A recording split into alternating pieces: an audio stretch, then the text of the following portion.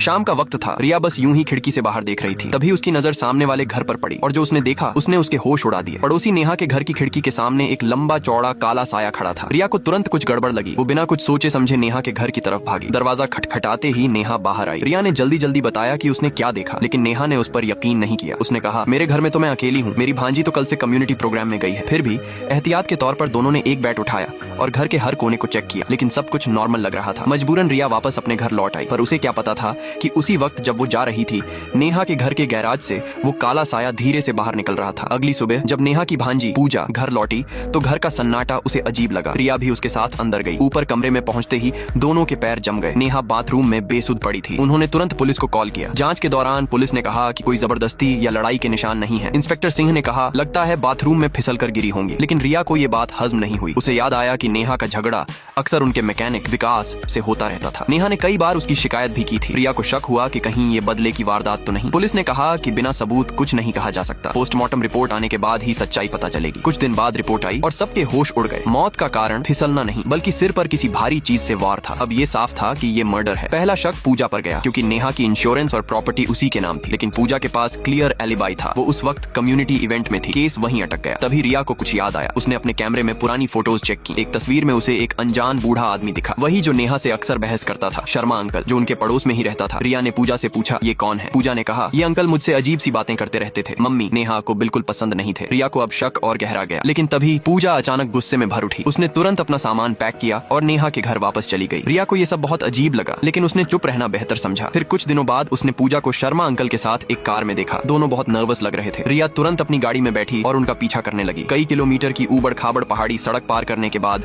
दोनों एक सुनसान जंगल में पहुंचे। उन्होंने कार रोकी और अंदर की ओर बढ़ गए। रिया भी धीरे से उनके पीछे पीछे गई। पैर के नीचे की सूखी टहनी छर्रर की आवाज के साथ टूट गई। दोनों ने पलट कर देखा और उनकी नजर सीधी रिया पर पड़ी। अगले ही पल हवा में डर, सन्नाटा और खतरे की बू फैल गई।